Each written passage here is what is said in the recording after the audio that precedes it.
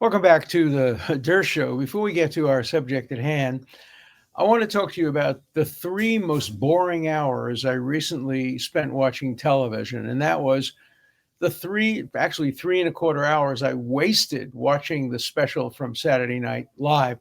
I used to dread, going to synagogue on Saturday morning and listen to the rabbi drone on and somebody reading from the Torah, and I would be looking at my watch the whole time because that was 3 hours. We used to go at 9 in the morning, and that was we finished at 12. But boy, that was exciting compared to SNL.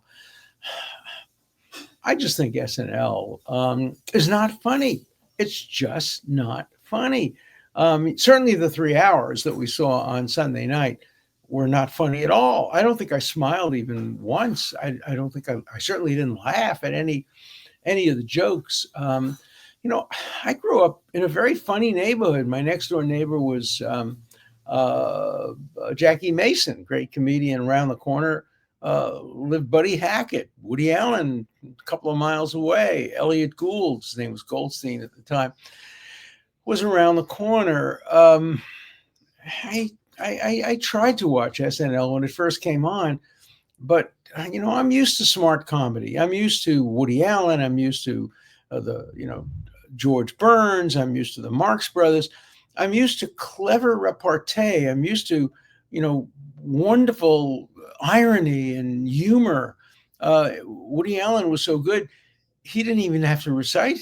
He could write little essays about it. The Whore of Mensa was one of the greatest comedy essays ever.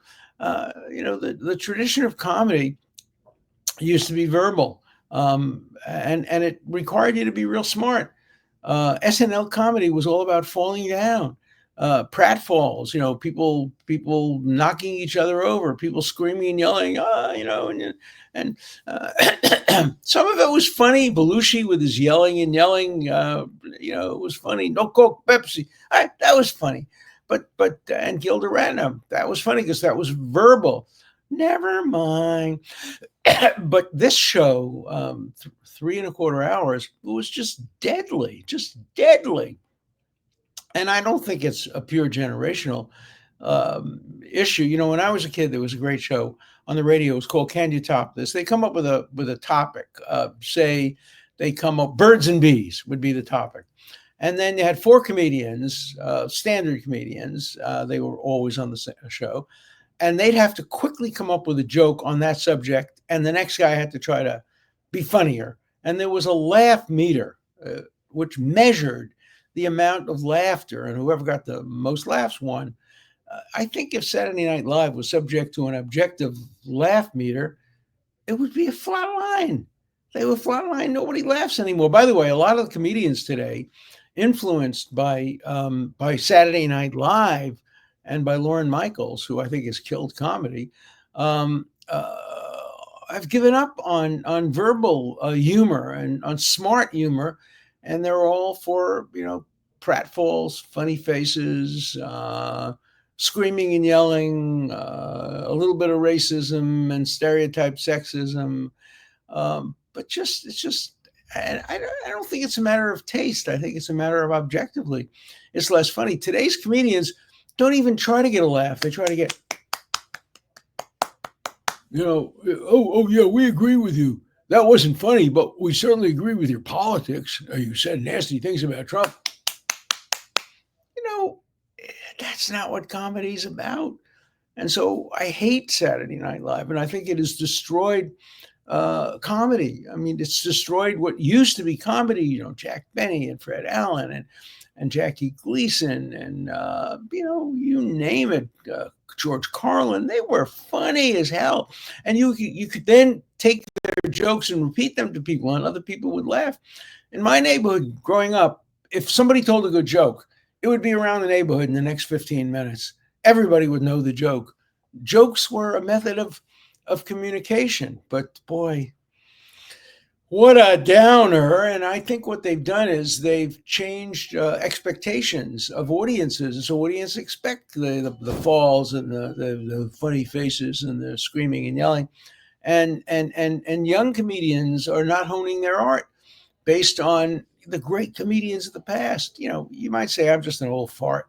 An old fogey wishing back for the days of, Eddie Cantor and Danny Kaye. No, I think objectively, television is less funny today. I think situation comedy, sitcoms and sketches have been the death of comedy. There have been a couple of good ones. I think Seinfeld was pretty good. Um, I don't think Curb Your Enthusiasm was particularly good, but Seinfeld was pretty good, and there were a few others. But so many comedians just would stand up there and just tell joke. Rodney Dangerfield was just hysterical. Alan King was hysterical. They belly laughs. Those days are gone forever. Thank you, Lauren Michael, for killing comedy, for destroying comedy, and for introducing us to multimillionaire people who fall for a living. And today, if you want to make it in comedy, you have to be on Saturday Night Live.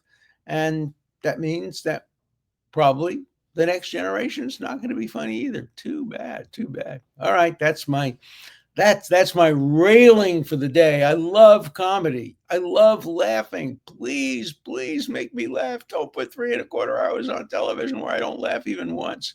My wife laughed a couple of times, but I didn't. All right, let's turn to today's subject. So there's a constitutional crisis. There's always a constitutional crisis. The Democrats find constitutional crises every time Trump speaks. But the newest constitutional crisis is, according to the New York Times, how dare the President of the United States decide to drop the prosecution of Democratic Mayor Adams in New York? Well, I have some news for you. Read the Constitution. The Constitution vests authority in the executive branch of the government to determine who should be prosecuted.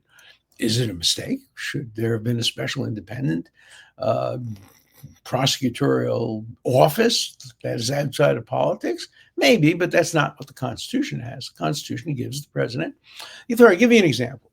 The president has announced that he's not in favor of the Federal Corrupt Practices Act, which punishes Americans for bribing foreign officials abroad.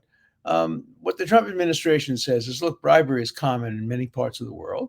And if you tell Americans they can't give gratuities, whereas other companies can, you're hurting American business. So Trump says he's not going to enforce the FCPA, Federal Corrupt Practices Act. That's his prerogative. You don't like it, don't vote for him. And so if he tells prosecutors, no, don't enforce the FCPA, and a prosecutor refuses to do it, the prosecutor is being insubordinate and can be fired.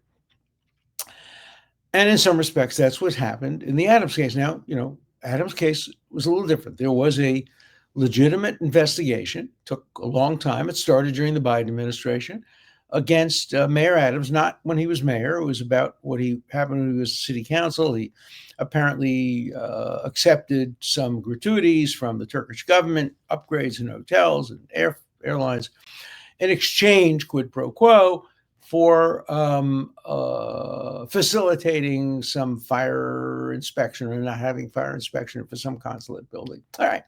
So he was prosecuted. And then President Trump gets elected and he says, no, I don't want to prosecute the mayor. It's more important to have the mayor work with me on not making New York a sanctuary city and help him cooperate in getting rid of criminals who are not in the country legally. It's a quid pro quo. And what do prosecutors say? Oh my God, a prosecutor involved in a quid pro quo? That's outrageous. I have news for you. No prosecutor's office could operate without quid pro quos. Every single day in every single prosecutor's office in every city in the United States, prosecutors make the following statements to people who are indicted or charged with crime. Here's the deal. You want to cooperate? You want to wear a wire? You want to testify against Mr. Big? Here's the quid pro quo. If you testify, if you cooperate, we'll either drop the criminal prosecution or we'll reduce the charges or we won't go after your nephew or your wife. If that's not a quid pro quo, what is? Prosecutors live and die by quid pro quos. That's what plea bargaining is. It's quid pro quo. You don't challenge, we reduce the sentence. You cooperate, we drop the charges. You wear a wire, we drop the charges. Quid pro quo. There's nothing wrong, or if there is something wrong with the quid pro quo, we ought to make it apply to plea bargaining too. I don't see any constitutional difference. You might say there's a principal difference of policy, but not a constitutional difference between a prosecutor offering somebody to drop the charges if they'll cooperate against somebody else, or a president saying we'll drop the charges, or a prosecutor saying we'll drop the charges if you cooperate in our enforcement policies against illegal aliens. So what Pam Bondi and her Justice Department did was perfectly lawful, perfectly constitutional, regardless of what the New York Times said. So what about my friend and former student, former research assistant, Danielle Sassoon? She was the acting U.S. attorney, and she was told, you have to go into court and have those charges dropped. You have to ask the judge to drop those charges. And Danielle said, no, I can't do that. Our office brought the charges. I'm not going to let Justice Department in Washington tell my office how to conduct its business. It was a legitimate investigation, a legitimate prosecution. No, I'm not going to do that. And they said, if you don't do that, we're going to fire you. And she said, well, you can't fire me. I quit. I resign. Was she right? Yes, she was right too. She's entitled to make a decision that she doesn't not want to cooperate with what she regards as a political quid pro quo. It might be legal, might be even ethical. She doesn't think so, but we can disagree about that. But she's certainly entitled, as anybody is, to make a decision whether to remain on as an acting U.S. attorney or to resign in protest because she doesn't agree with the policies that are being foisted on her. So, bottom line, Trump, Bondi, and Bove, right as a matter of constitutional law. Sassoon, right as a matter of ethics prerogative. So they're both right, but not in America. Not in modern day 2025 in America. In America, one side must be right and the other side must be wrong. There's no such thing as both sides being right. There's no such thing as a gray area. There's no such thing as reasonable people could disagree. You're either right or you're wrong. You're either good or you're bad, black or white. No, there's no intermediary. And that's why we have this conflict. New York Times says what the Trump administration did, Bondi, Bove, completely unconstitutional. Wrong, totally wrong, dead wrong. Go back and read the Constitution. And then the Wall Street Journal says, well, maybe Trump was right, but so was Sassoon right. They got it right. They got it right.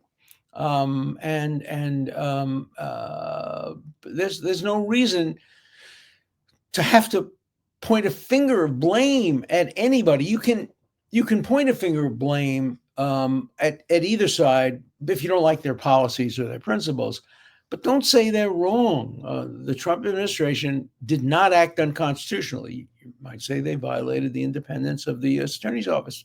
Constitutionally, there's no independence of the U.S. Attorney's Office. The U.S. Attorney's Office is a creature of the Justice Department.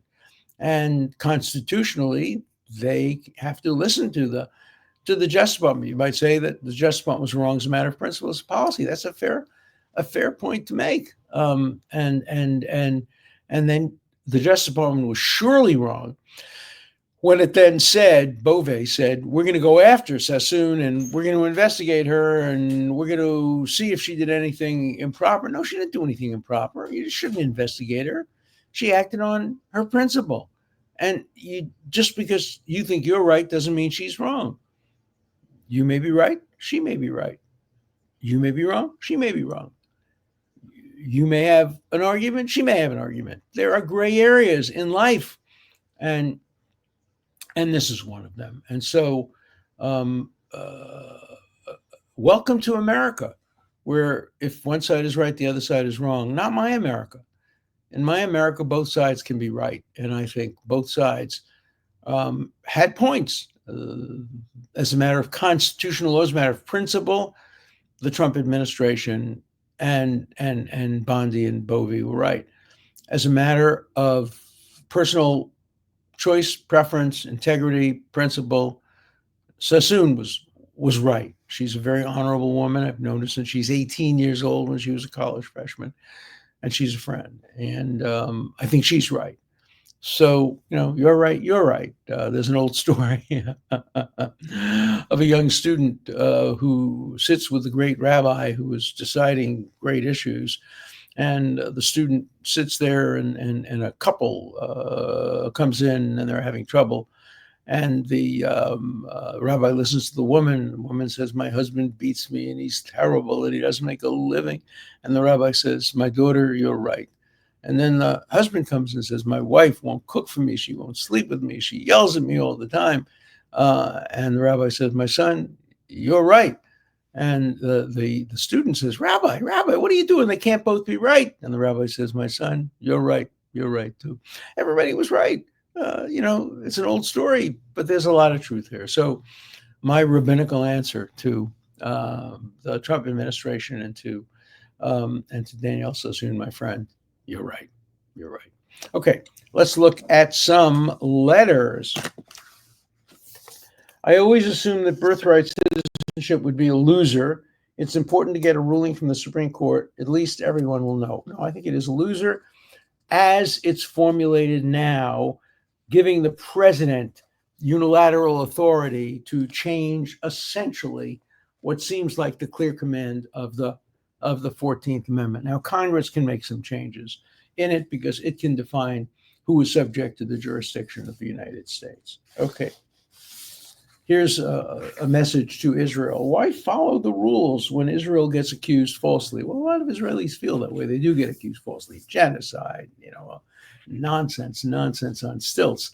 But Israel has its own standards, and it's going to comply with its own standards. It complies with its same rules. Its rules for combat and what soldiers can do are among the most stringent and vigorous. When the joke in Israel was that when Israel ordered planes from the United States, usually they had two cockpits, one for the pilot, one for the navigator, but Israel asked them to adapt it to Israeli law and have three cockpits, one for the pilot, one for the navigator, one for the lawyer, who tells them which targets they can bomb and which targets they can't. Israel is the most law-abiding army in the world today and is the most criticized army in the world today. So you can understand that criticism.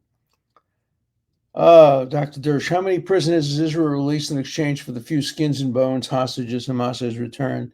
The iniquity of it all boils my blood, of course. And now we learn that two young babies were killed. Hamas is going to say Israel killed it in the bombing. I don't believe that. I'm sure they died at the hands of Hamas. But, the idea that Israel has to trade 1,000 murderers, rapists for one Israeli, in some respects shows who values human life more. Israel will give up 1,000 murderers to save even one life. And that says a lot about a country. Article 3 of the Constitution has a line: the judges, both of the Supreme and inferior court, shall hold their offices during good behavior. There seems to be no recourse in how to disqualify a judge for bad behavior, yet the Constitution says that they can hold their office only during good behavior. We can't say the process of removal is impeachment, as we would then need treason, bribery, other crimes and misdemeanors. What should be the legal process for implementing this part of the Constitution? It's a great question. I've been asking it for years and years and years. I interpret the Constitution as permitting the impeachment of judges based on bad conduct. The Constitution says judges shall serve during good conduct. It doesn't say that the president, doesn't say that about members of the cabinet. It says that about the judiciary. So I think that a member of the judiciary can be impeached on grounds different than the grounds required for impeachment of a president. I don't think you need treason, bribery, other high crimes and misdemeanors. But it's an unresolved question. Here's a good one. When you reflect back on your long storied career, do you regret working with OJ's defense team? No. I think it was great. We exposed police corruption, police planting of evidence. A lot of people think a guilty person was acquitted, but our constitutional rule is based on Blackstone's better 10 guilty, go free than one innocent be wrongly convicted. The only case I wish I hadn't taken was Jeffrey Epstein's, because as the result of that, a woman falsely accused me, a woman I never knew, never met, never heard of, accused me of having sex with her. Of course, she then admitted that she may have mistaken me for somebody else, a case of mistaken identification, maybe it was somebody else, et cetera, et cetera. So, but I wish I hadn't taken that case. It wouldn't have put me through 10 years of enormous legal fees and aggravation and getting canceled by synagogues and the 92nd Street Y and other Jewish institutions. By the way, the Jewish institutions were the worst in terms of canceling me. Jewish institutions eat their own, kill their own. They were the worst abusers. As soon as I was accused, Temple Emanuel said, "Oh, you must be guilty." Even now, when it's been proved beyond any doubt, even by her own admission, that she may have misidentified me, Temple Emanuel hasn't changed their mind. They're still engaged in bigoted self-hatred and violation of the spirit of the Constitution. Shame on them. Judges shouldn't be allowed to interfere with president's decisions. Wrong. Of course they should be. The framers of the Constitution intended judges, and Marbury versus Madison says that, to be the ultimate judge of what the law is. And if a president violates the law, he should be held accountable like anybody else. So I disagree with you. I appreciated your story about the Celtics cap. Remember, I couldn't find the green Celtics cap, so I found the cap that said, make the First Amendment free again, and I put a Celtics logo on it, and I stapled it, and then the staple went into my forehead, and I started bleeding. So here's what this letter says. I appreciate your story about the Celtics cap and the damage done by the staple. It shows that even highly intelligent people sometimes do dumb things. I wish that was the only dumb thing I had ever done in my life. But I've done dumb things. Everybody's done dumb things. Shouting constitutional crisis is equivalent to shouting fire in a crowded movie theater. Yelling, take it to the streets is inciting a riot. Both are illegal. Unfortunately, neither is illegal. But I've never liked the analogy to shouting fire in a crowded theater, but because that's not speech. That's a clang sound. That's like that congressman, that jerky congressman who was recently thrown out of office, pulling a fire alarm. Of course, that was not protected speech. Yelling fire is the same as pulling a fire alarm. It's not speech. It's just a clang sound. Okay. Shame on historians for letting the term Civil War be used and accepted. Check the definition of Civil War.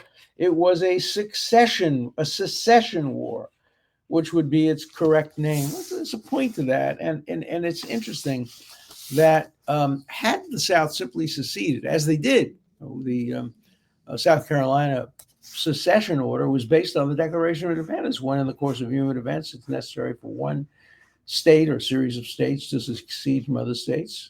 They should tell us why they're doing it. Don't know whether there would have been a civil war. We might have had two countries. Don't know. But of course, there was the firing on Fort Sumter, and then there was a civil war. Okay, this is a silly criticism. He forgets that the UN authorized the state of Israel. So no UN, no Israel. Nonsense. The UN had nothing to do with Israel's being established. Israel was established on its own. The UN did say the land should be partitioned, but the Palestinians rejected it. The Arabs rejected it. So Israel simply announced, the way the United States announced and other countries announced, that it was forming a country. So Israel is not in any way dependent on the UN. It established its own country. Hundreds of people died in the process of establishing the country. Okay, last question. Self-serving.